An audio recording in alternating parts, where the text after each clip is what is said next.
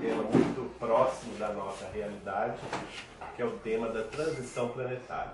A gente vai tentar trazer algumas informações da obra de Kardec, da obra de Chico Xavier, e também entrevistas, vídeos do próprio Chico Xavier falando sobre esse tema. Eu acho muito importante isso, né? Qual que é a questão, depois a gente vai falar sobre a data limite, mas qual que é a questão primordial da transição planetária? Transição planetária, tem muita gente que confunde, né? A gente ouve e vê escrito muita bobagem sobre isso. Exemplo, falar de fim do mundo. O mundo não vai acabar, isso é bobagem. Isso é ignorância. Né? A Terra é um planeta que ainda vai durar bilhões de anos pela frente. Né? Então nós não precisamos preocupar com o fim do mundo. O que se falou desde a antiguidade é o fim dos tempos. Isso é muito importante da gente entender. Fim dos tempos de expiações e de provas para a Terra, que é ao mesmo tempo o início de uma nova era de regeneração. É sobre isso que trata o tema transição planetária, que Allan Kardec tratou do livro A Gênese, que vários dos espíritos que escreveram ou falaram através de Chico Xavier também trataram, né?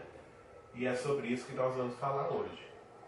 Aqui tem uma passagem do profeta Joel, profeta da raça judaica, né?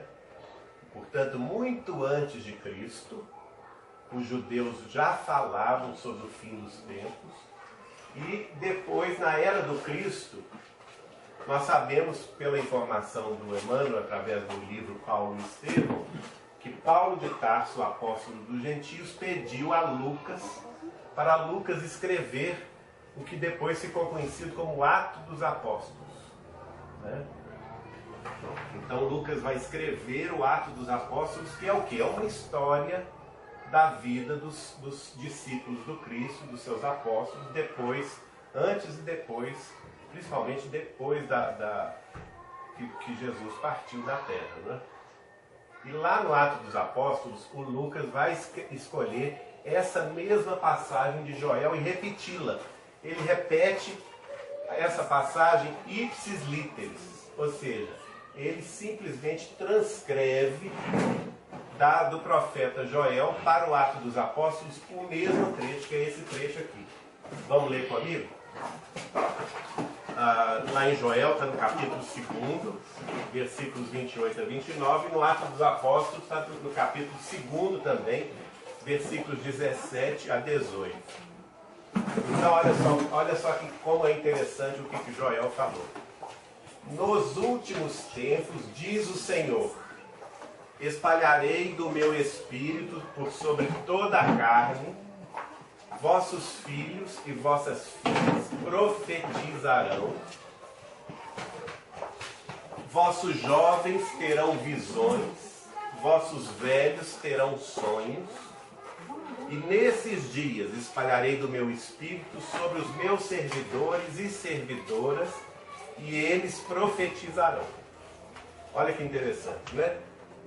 Então, o que é essa passagem do profeta Joel, da raça judaica, repetida por Lucas no Atos dos Apóstolos, no Novo Testamento, está nos dizendo? Ela está nos mostrando qual que será o selo ou a cara da transição planetária, no final dos tempos, né? Olha lá, nos últimos tempos. E a gente interpreta na doutrina espírita o quê? Os últimos tempos da Terra como um mundo de expiações e de provas. E ao mesmo tempo, é o início de uma nova era de regeneração. Como que nós vamos saber que nós chegamos nos últimos tempos do expiação de provas? É exatamente através da mediunidade. Olha aqui. Olha a cara, o selo da transição planetária é a mediunidade. Porque é o Senhor, é Jesus falando que Ele espalharia sobre toda a carne o Espírito dele. De forma tal que os nossos filhos e nossas filhas profetizariam, né? Nossos jovens teriam visões, nossos velhos teriam sonhos. Isso tudo são o quê? São fenômenos mediúnicos. Então a cara da transição planetária qual que é? É a mediunidade. A mediunidade quando ela é compreendida depois da sua explosão. E nós sabemos muito bem que isso vai acontecer somente a partir do século XIX, né, quando a mediunidade tem aquela explosão nos Estados Unidos da América do Norte, depois da Europa, e o codificador Allan Kardec é chamado para estudar o fenômeno da mediunidade. E aí ele vai codificar um tratado sobre a mediunidade, que é a doutrina dos espíritos, né? Uma nova visão das potencialidades humanas na Terra, mostrando que todos os seres humanos têm mediunidade, podem exercê-la, mas de forma consciente. Não mais aquele misticismo, não mais aquela fantasia, sem conhecimento, sem ciência, porque Allan Kardec trouxe para nós a ciência da mediunidade, quando ele publicou o Livro dos Médiuns.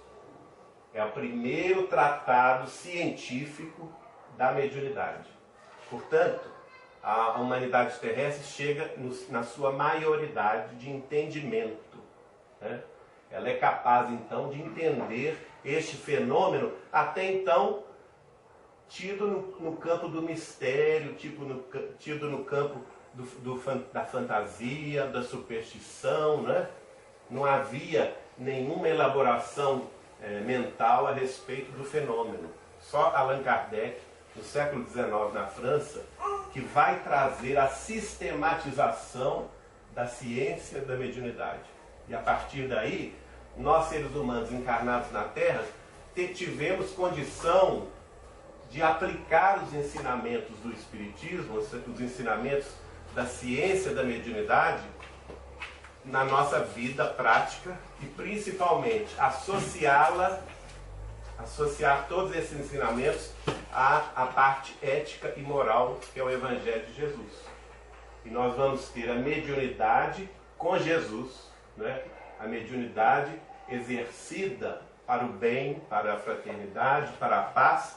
E qual foi o expoente máximo dessa mediunidade com Jesus? Chico Xavier, né? Ele retorna, ele mesmo, Allan Kardec, retorna no século XX e começa a trabalhar em 1927 exatamente para dar testemunho da mediunidade com Cristo. E trabalha durante 75 anos consecutivos, né? Só para vocês terem uma ideia, na classificação nossa lá da casa de Chico Xavier de Pedro Leopoldo, até hoje já são 498 livros publicados.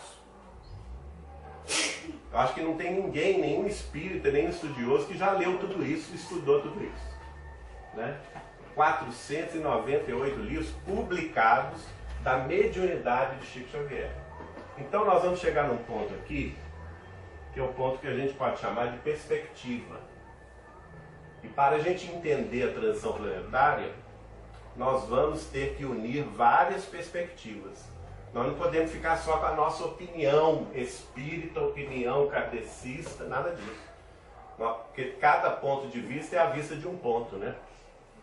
E a transição planetária, ela é transição planetária só para os espíritas? O que vocês acham? Não. É para o mundo inteiro, né? É só para o Brasil? Não. É para o mundo inteiro. Nós estamos vendo aí o mundo mudar a cada minuto, a cada segundo, a ciência mudar, a medicina mudar, né? Os conhecimentos humanos sobre astronomia, sobre astrofísica, sobre física quântica, explodindo, né? Movimentos sociais, mudanças radicais nas políticas, na sociologia dos povos, tudo isso faz parte da transição planetária. Então nós não podemos ficar com a nossa perspectiva. Porque a nossa perspectiva, sozinha, como pessoa, né, eu estou falando aqui como pessoa, a opinião do Geraldo não pode prevalecer. Ela tem que estar em conjunto com várias disciplinas. É o que nós chamamos de multidisciplinaridade. Exemplo disso, Vocês acham, nós estamos aqui na Terra, na face da Terra, né?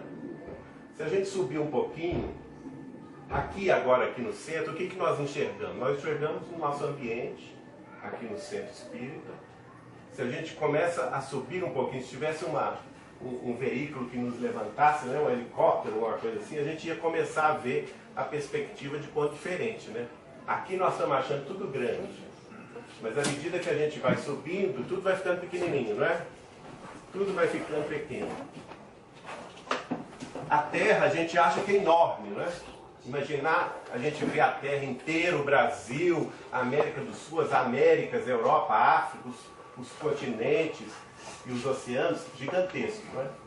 Para nós, nosso ponto de vista, para nossa perspectiva, é tudo gigantesco.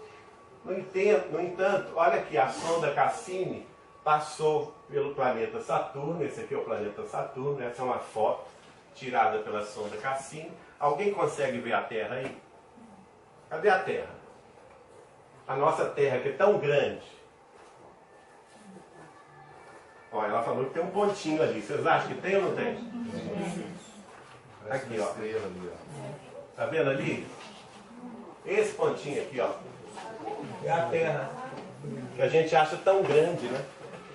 A nossa Terra, que é tão grande, chegando em Saturno, ela não é mais do que uma poeira. Né? E tem gente se achando grande coisa, né? Então, não é? Isso é bom para quê, gente? Para a gente ter perspectiva. No entanto, se a gente afastar mais, nós vamos ver que o nosso Sol, o nosso sistema solar, a gente pode chamar agora esse sistema solar de Solzinho. O nosso Solzinho é apenas um sistema solar, um sistema estelar, no meio de 600 bilhões de sistemas estelares, somente na nossa Via Láctea, que é a nossa cidade interestelar. 600 bilhões de sistemas estelares, alguns muito maiores do que o Sol, né? E outros um pouco menores. Somente na nossa Via Láctea, que é a nossa cidade interestelar, que é a nossa galáxia. Agora, recentemente, a questão de um mês. Então, pode ser, pode passar. Para mim não incomoda, não. Melhor não. Não, melhor não. Olha a mediunidade. Por isso eu consigo. Deixa que ele pode dar interferência. Não, sim, Deixa. Então, voltando à questão da galáxia. Né? A nossa galáxia, a nossa cidade interestelar, apenas um mês atrás, descobriu-se que ao invés de 200 bilhões de galáxias, nós temos 2 trilhões de galáxias no universo conhecido. Conhecido. No universo conhecido, os cientistas chegaram a essa conta astronômica, né, de 2 trilhões de galáxias. Se cada galáxia tiver 600 bilhões de sistemas estelares, e tem gente se achando grande coisa, né? Olha aí, como que a vaidade, o orgulho, é tudo uma ignorância do ser humano, né? Nós não somos nada, gente. A nossa perspectiva vai mudar. Há alguns anos atrás, a Globo, transmitindo uma notícia da NASA, disse que em 20 anos nós descobriríamos vida extraterrestre. Né? Já passou, não passou nem 3 anos disso, e a questão de 15 dias atrás, um grupo de astrônomos do Canadá classificou 234 sinais de civilizações extraterrestres, somente num grupo de estrelas, de sistemas estelares, que eles pesquisaram, 2,5 milhões de sistemas estelares. Desses 2,5 milhões de sistemas estelares, lembrando que o nossa Via Láctea tem 600 bilhões de sistemas estelares, eles somente pesquisaram em 2,5 milhões, eles acharam 234 sinais de vida extraterrestre. Nós estamos chegando aí, né? Eu vou pular isso aqui, que é um experimento social, porque hoje acontece o seguinte, nós temos, esse aqui é um seminário que dura 4 horas. E ela me pediu para fazer em 1 hora. Então eu tenho que fazer um sanduíche, tá bom? E vocês vão me ajudar nisso aqui.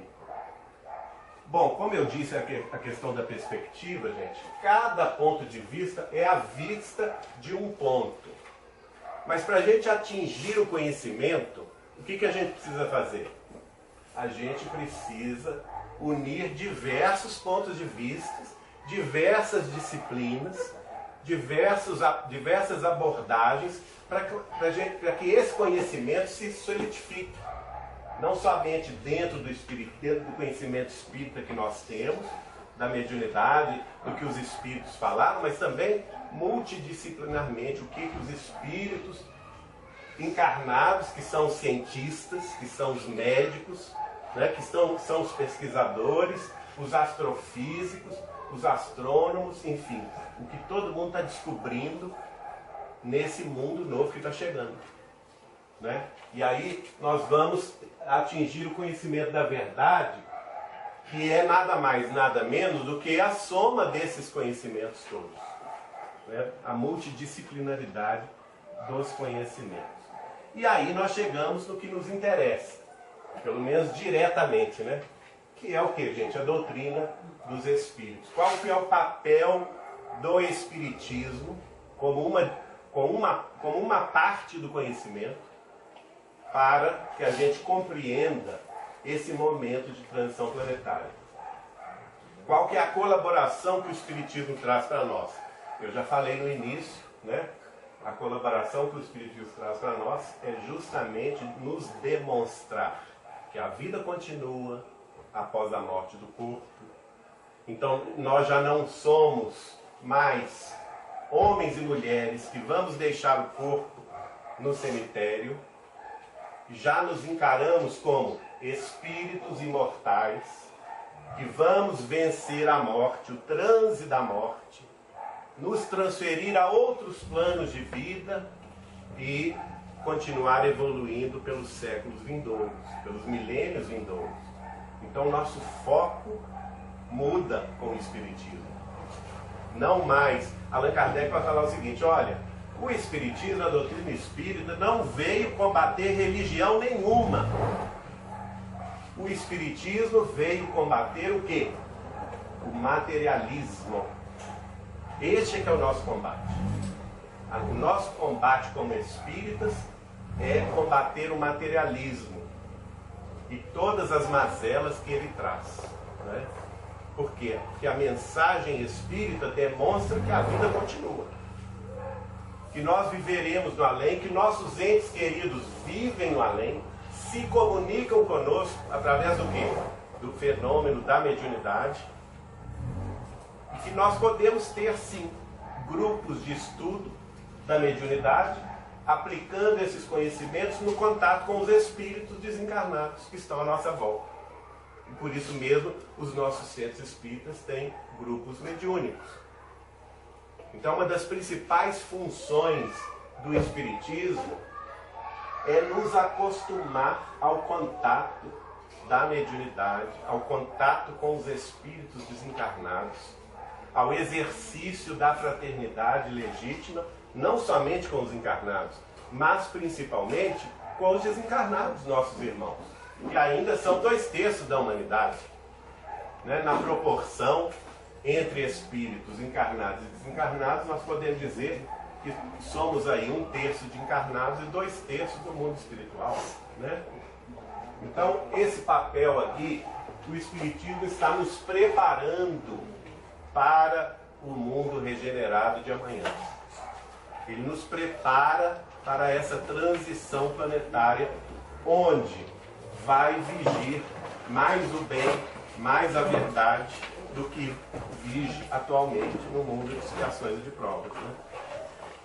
Por isso que lá no livro, na introdução do Livro dos Espíritos, Kardec colocou a seguinte observação: o estudo do Espiritismo é imenso, liga-se a todas as questões da metafísica e da ordem social. Olha só, olha o que Kardec está dizendo, gente.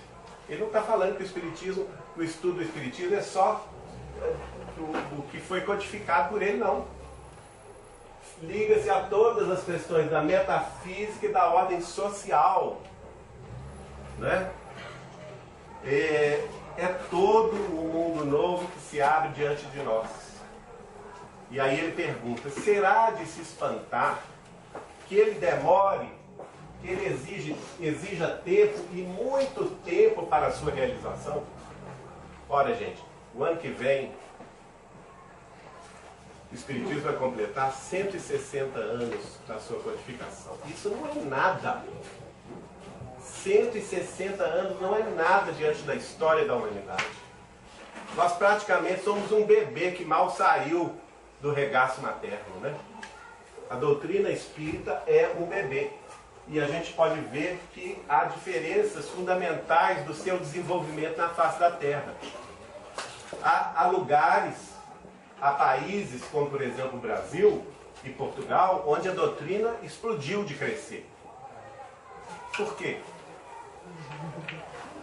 Por que isso? Né? Vamos pensar. Será que Deus gosta mais dos brasileiros do que dos chineses? O que vocês acham? Será que nós somos mais bonitos que os norte-americanos? Será que a gente é melhor do que os africanos? O que vocês acham? Por que o Espiritismo cresceu aqui na frente? E por consequência de afinidade de idioma, cresceu também em Portugal. Os dois únicos países onde o Espiritismo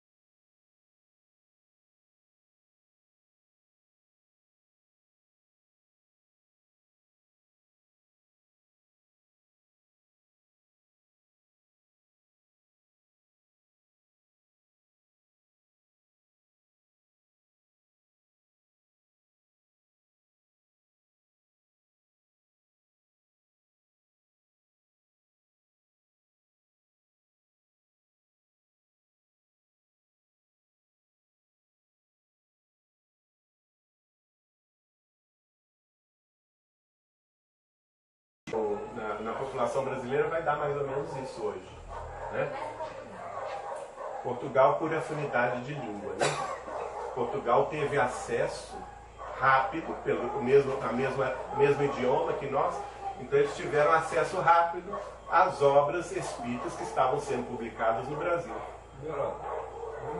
Parece que o Kardec preveu que o espiritismo no próximo século, seria 1900, seria espalhado por todo mundo, praticamente, né? Que seria bem difundido, né?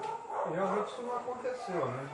Você não pode falar que o espiritismo aí ele fracassou um pouco dentro dessa ótica? Né? Aí é que está. Ele aconteceu no Brasil e em Portugal. Em alguns países de língua hispânica. Está se espalhando agora. Né? Eu viajo muito fazendo palestras, estou vendo isso. Hoje o espiritismo está se espalhando na América do Norte, na Europa. Por conta de quê, gente? Por conta dos brasileiros. Sim, claro.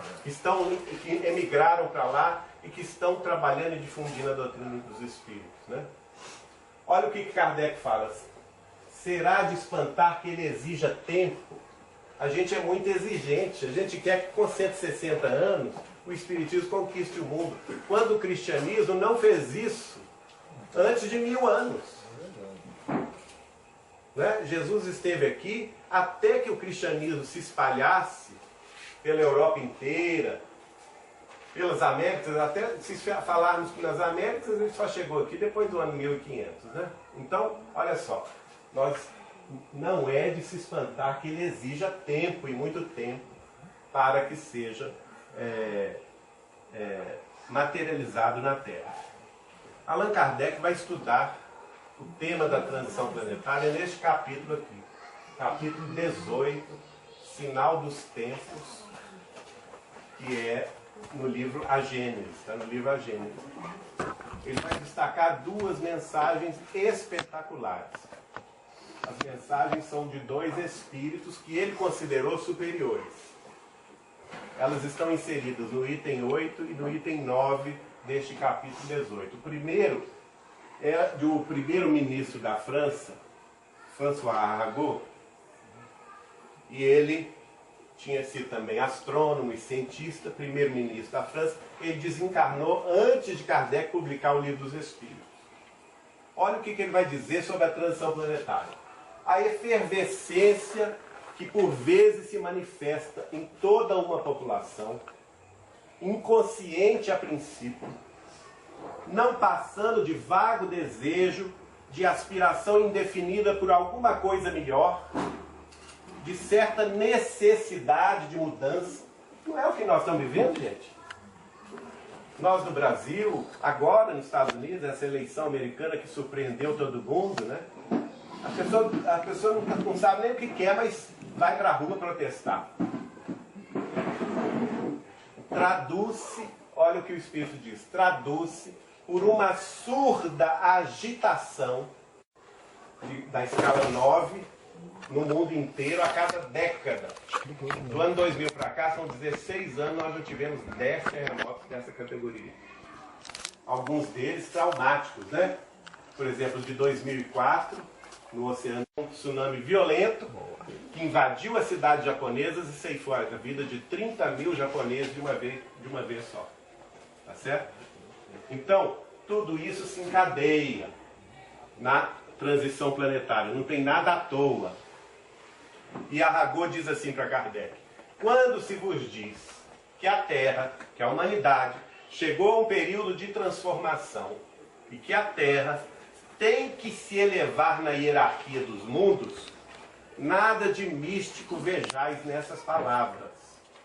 Vede, ao contrário, a execução de uma das grandes leis fatais do universo, contra as quais se quebra toda a má vontade humana.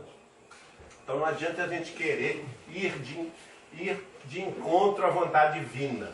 A vontade divina está estabelecida, que a Terra se eleve no concerto dos planetas para a categoria de planeta em regeneração. Isso é da vontade divina. Assim como é da vontade divina, segundo o próprio Jesus explica para Eliú, no livro relatado por Humberto de Campos, através de Chico Xavier, no livro Brasil, Coração do Mundo, Pátria do Evangelho, que o Brasil, neste mundo de regeneração, seja o coração do mundo e a pátria do Evangelho. Está lá, Jesus diz isso. Né? Então não adianta os homens irem de encontro a isso, porque vão dar com a cara na porta. Né? Vão quebrar a cara, em outras palavras. E agora a segunda comunicação é do Dr. Berry, que Allan Kardec vai destacar. O Dr. Berry diz assim: sim, a humanidade se transforma e cada transformação se assinala por uma crise que se torna muitas vezes penosa, dolorosa. Tudo aceso aí? Pronto, deu certo. Cada um que for mexer aqui, estoura. Então a crise se torna. Olha só, parece que escreveu ontem, né, gente? Tem alguém em crise aqui? Ou está todo mundo no mundo regenerado? O Brasil está em crise ou não está? O mundo está em crise ou não está? Olha o que Dr. Berry escreveu a Allan Kardec em 1860, hein, gente? Parece que escreveu ontem. Se assinala por uma crise que se torna, muitas vezes, penosa, dolorosa e arrebata consigo as gerações e as instituições, mas que é sempre seguida de uma fase de progresso moral e material. Tá? Então nós estamos vendo aqui, gente, as instituições humanas serão arrebatadas. Isso já está acontecendo? Ou não? Já está acontecendo. Qual que é uma instituição humana? Por exemplo, família. A família não está sofrendo transformações violentas? Ou nós temos a mesma família que nossos avós tinham? De jeito nenhum, né? O mundo mudou. Outra instituição humana, política. Está mudando ou não está mudando? Está mudando e muito. Por quê? Porque nós já estamos nos tampos, né? Essa é a verdade. Então, é preciso mudar, sim. Outra instituição humana. Essa está mais difícil de mudar. Universidade é uma instituição humana? É, mas qual que é o paradigma ainda que vige nas universidades do mundo? Paradigma materialista, é ou não é? Para o mundo de regeneração, qual que deverá ser o paradigma da universidade? Paradigma espiritualista. Por quê? O conhecimento da vida além túmulo será uma realidade, não mais uma aspiração religiosa. Será científico, não é? E terminando a palavra de Dr. Berry, olha que bonito que ele fala. Dá-se então verdadeira confusão geral. É o que nós estamos vivendo, né, gente? Verdadeira. Olha os Estados Unidos hoje, depois da eleição do Trump presidente. Está uma verdadeira confusão geral. O povo nas ruas protestando, gente não aceitando, ninguém esperava que ele ganhasse, mas ele ganhou. Que foi um voto de quê? De protesto do povo que de lá também já estava cansado, né? Encarnados na França e na Bélgica, no século XIX, viessem para o Brasil reencarnar aqui para desenvolver o Espiritismo aqui. Que era preciso que o Espiritismo renascesse de novo no Brasil, né? Terminando então, ele vai dizer que era necessário que esses trabalhos se preparassem com antecedência. Para quê, gente? Porque eles traçam as sendas da regeneração da humanidade. Olha que beleza. Pela unificação e racionalidade das crenças. Isso nós estamos longe ainda. Nós não conseguimos unificar nem os espíritas. Que dirá as crenças. Aliás, o Chico tinha O Chico era um gozador, viu, gente? O Chico tinha uma frase, tem ele dizendo isso. Dizendo o seguinte: olha, nós espíritas somos uma minoria tão mini, e nós conseguimos um feito inédito. o de nos tornarmos inimigos íntimos. Pode uma coisa dessa?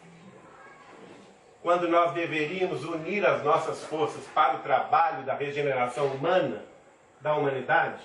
Não pode, né, gente? Nós não podemos deixar que o orgulho, que a vaidade, que o personalismo se imiscua entre nós, nos separando. Que nós temos uma tarefa muito mais grandiosa do que nós imaginamos, porque nós trabalhamos para o futuro da humanidade. Nós não trabalhamos para o presente. Nós estamos trabalhando para o futuro da humanidade. Nós fomos convocados para isso. Tá certo?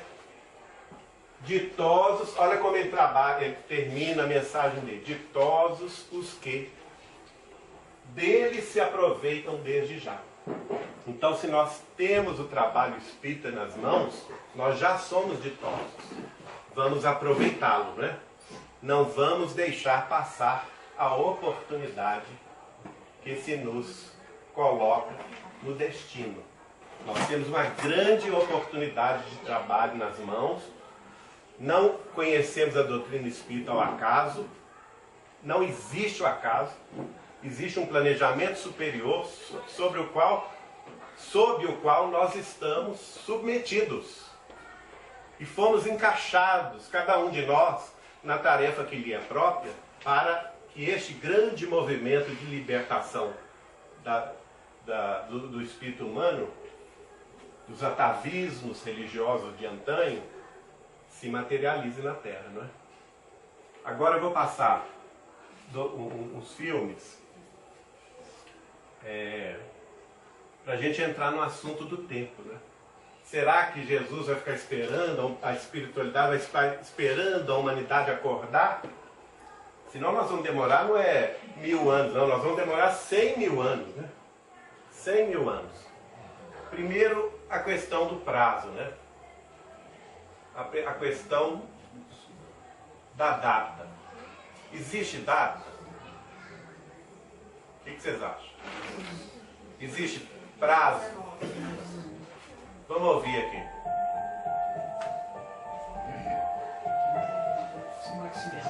Como é que maximiza isso aqui? Quadradinho. Colorido ali, Hein? Me ajuda, Tio. Aquele quadradinho dentro desse lado. Hein? Não tô vendo. Nossa, lá. Aí.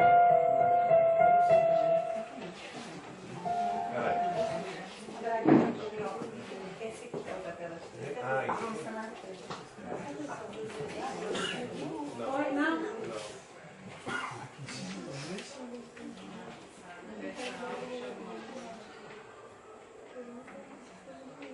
Bom, vamos ver. Todo projeto tem um cronograma. Vamos voltar. Todo projeto tem um cronograma, não é? Todo cronograma tem etapas definidas. Isso aqui não é verdade para nós humanos aqui na Terra? Quando a gente faz um programa, quando a gente pensa alguma coisa em realizar uma coisa, a gente não tem que fazer um planejamento? Esse planejamento não vai precisar de um cronograma? Ou você começa a construir a casa pelo telhado? Ninguém faz isso, né? Precisa ter um cronograma. Não, preciso construir primeiro a infraestrutura, primeiro eu tenho que limpar o terreno, né? Fazer as fundações e assim sucessivamente, né? Então tudo na vida tem cronograma, etapas definidas, né? Cada etapa tem uma meta, não tem?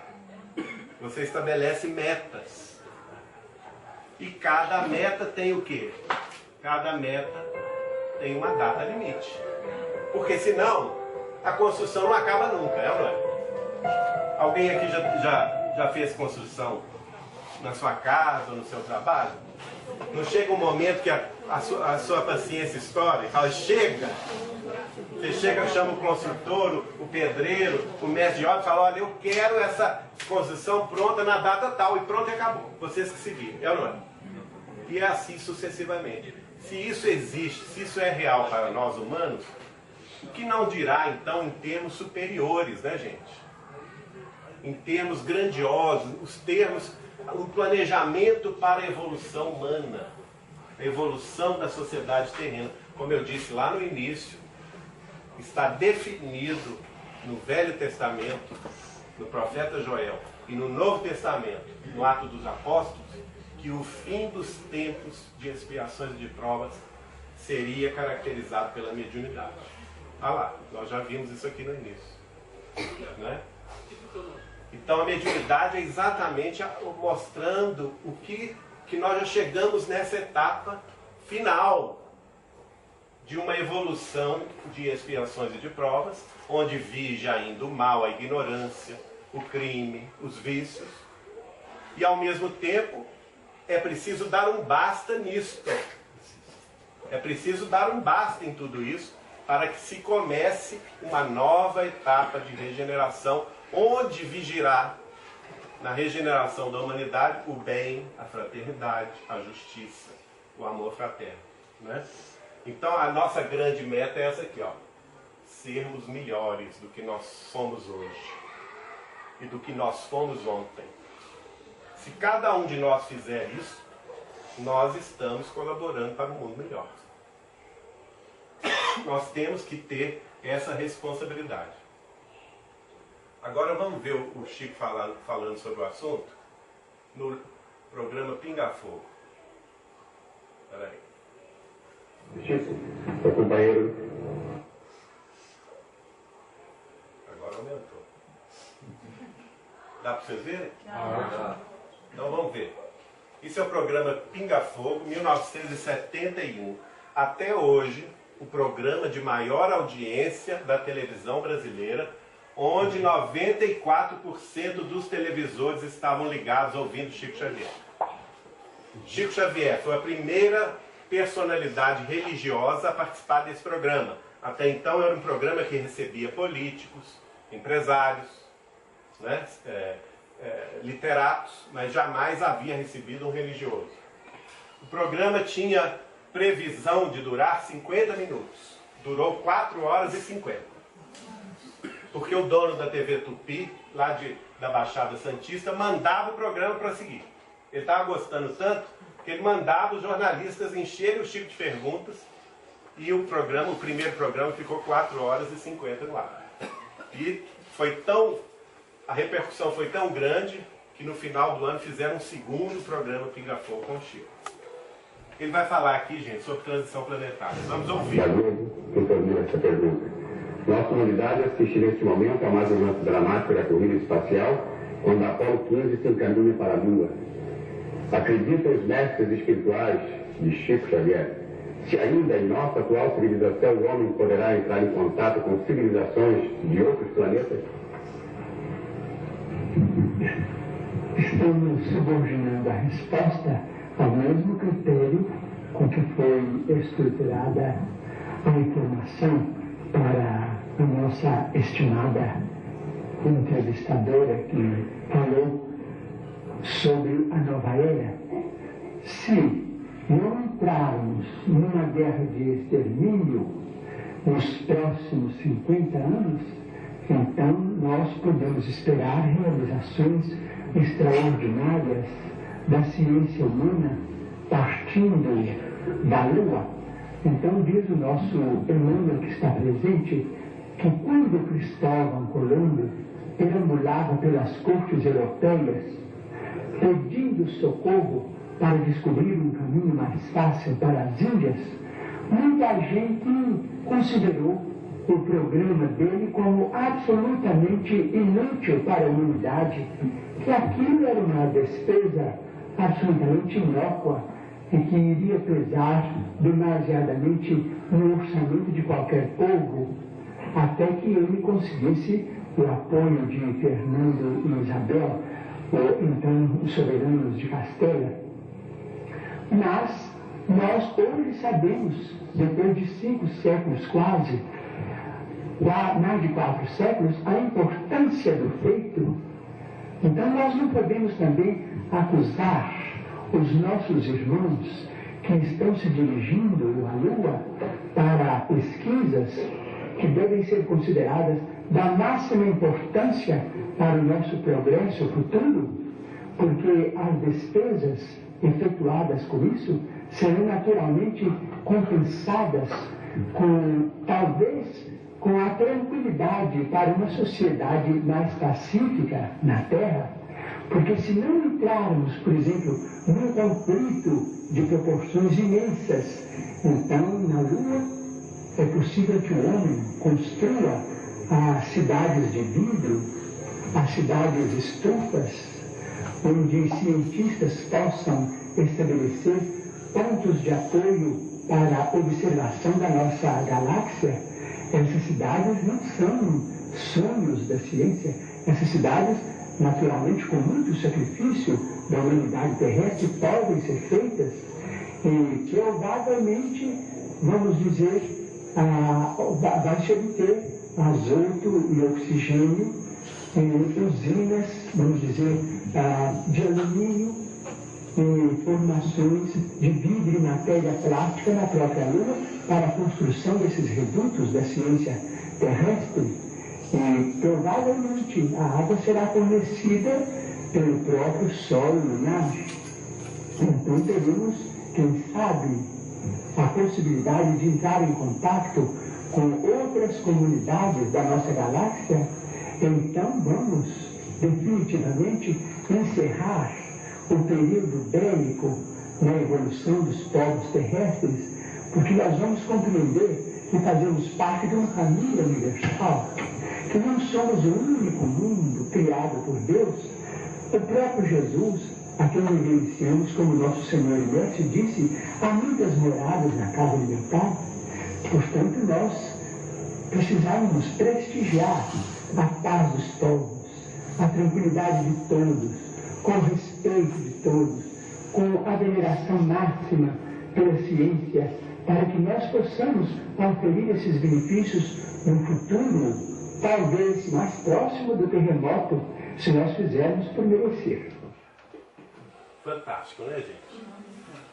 Olha só, Chico Xavier, a primeira personalidade religiosa do mundo, que em rede nacional de rádio e televisão, pelos diários associados, TV Tupi de São Paulo, com a máxima audiência no Brasil inteiro, assume tranquilamente, isso é a primeira vez que isso ocorre no mundo, a existência de civilizações extraterrestres. Fala que se nós vencermos o período bélico da humanidade, que é o nosso grande esforço hoje, né, que nós finalmente entenderíamos que somos um povo que fazemos parte de uma comunidade interplanetária. Ele está falando novidade, gente? O que vocês acham? Pode ser na televisão, sim. Mas Allan Kardec já falava isso no Livro dos Espíritos. Um dos pontos principais do Livro dos Espíritos é o quê? Pluralidade dos mundos habitados. Um dos 14 princípios básicos da doutrina espírita. E até hoje, no século XXI, tem centro espírita que esse assunto não pode ser conversado. Então as pessoas precisam estudar mais a obra de Kardec, né? Precisam estudar mais a obra de Chico Xavier, porque nós estamos no limiar de uma nova era, em que paradigmas precisam e estão sendo quebrados. Não é? Ele fala, inclusive, olha, é uma revelação profética que Chico fala. Ele fala que do solo lunar nós tiraríamos água. No ano passado, a NASA confirmou a existência de água no solo lunar. E ele falava isso em 1971. Então, isso é uma profecia, né? É a mediunidade de presciência, de profecia. Mas vamos ver outro trecho, também no programa.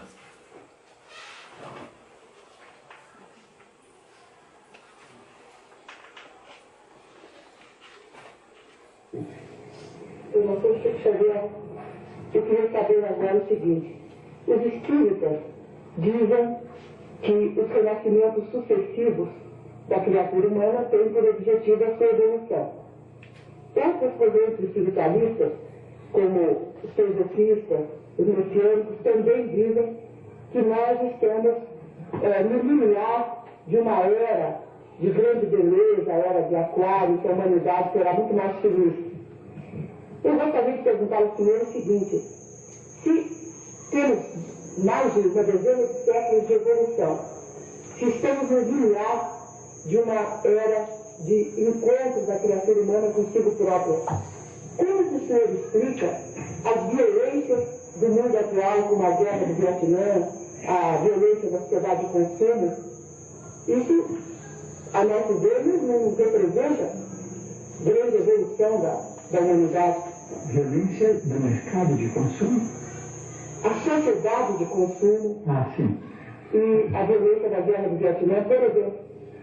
Sim, nós vamos dizer, esses fenômenos todos, diz o nosso Emmanuel que está presente, caracteriza mesmo o período de transformação em que nós nos encontramos.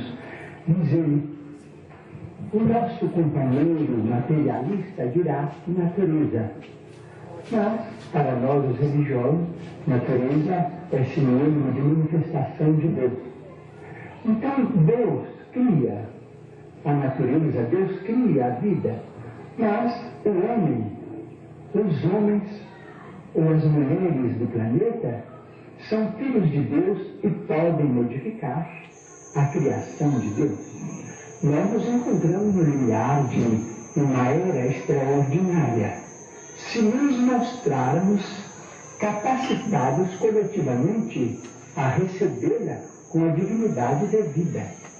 Se os países mais cultos do globo puderem suportar a pressão de seus próprios problemas sem entrarem em choques destrutivos, como, por exemplo, guerras de extermínio que deixarão consequências imprevisíveis para nós todos no planeta, então veremos uma era extraordinariamente maravilhosa. A própria automação, diz ele, nos está dizendo que nós vamos ser aliviados ou quase que aposentados do trabalho mais rude no trato com o planeta para a educação da nossa vida mental, através de informações e do universo com proveito enorme, proveito incalculável para benefício da humanidade. Mas isso terá um preço, terá o preço da paz. Se nós pudermos nos suportarmos uns aos outros, quando não nos pudermos amar uns aos outros, segundo os preceitos de Jesus, até que essa era prevaleça, provavelmente no próximo milênio. Não sabemos se no princípio, se no meados ou se no fim. O terceiro milênio nos promete maravilhas, mas se o homem, filho e herdeiro de Deus, também se mostrar digno dessas concessões. Bom, olha aí a questão, unindo esses dois trechos, né, de falas do Chico do programa Pinga Fogo, com a conversa que ele teve comigo em 1986, nós estamos diante aí então da chamada data limite. Vocês lembram que no primeiro trecho ele fala do prazo de 50 anos, né? O próprio Chico Xavier falando isso no programa Pinga Fogo. E ele fala das condições. Quais que são as condições para a humanidade vencer a si mesma? Vencer o período bélico da sua história. Essa é uma condição necessária. Ele fala que as nações, nesse outro trecho, as nações de grande responsabilidade, conseguirem se suportar umas às outras. Sim.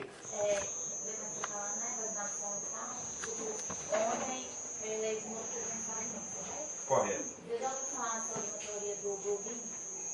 Teoria? Do Blue Beam? Não. Não, é o raio azul. É uma teoria que eles colocaram falando que a NASA, ela tá para fazer, tipo, a dominação em massa, né? Através do poder absoluto, tipo assim, uma nação, deve ser nos Estados Unidos, e que esse novo presidente, né, que já dizendo que ele é tipo o anticristo. Tipo assim, ele vai tentar dominar, entendeu? O que você acha sobre isso?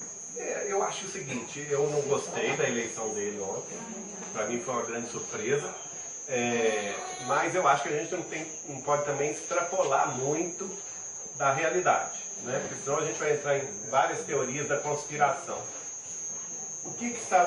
Quem governa o mundo? Quem governa o mundo não são os representantes das nações. Quem governa o mundo é Jesus Cristo. E ele põe e dispõe a seu bel prazer, né? Quando ele decide que algo precisa mudar, não adianta, é uma corrente que muda e aquele que tinha um poder enorme em determinado período, meses seguintes não tem poder nenhum. Opa. Então nós temos que ver isso sem essa questão olhar com os olhos da fé, que estamos dentro de um processo de evolução. O que o Chico Xavier vai me falar?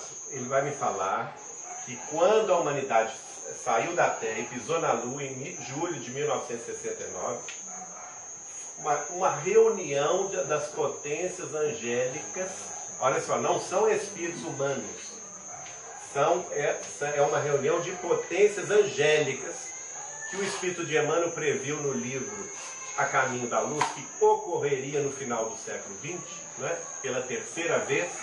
Essa reunião se deu em 1969, quando o homem pisou na Lua. E essas potências angélicas decidiram dar um prazo extra para a humanidade, que é exatamente essa data limite. São 50 anos, que o Chico fala bem claro aqui no primeiro trecho, né? Que nós seríamos testados na nossa capacidade de tolerância entre os povos, com um impedimento, hein? Qual que é o impedimento? Da guerra, a Terceira Guerra Mundial. Nós não podemos entrar no processo de extermínio, por uma razão muito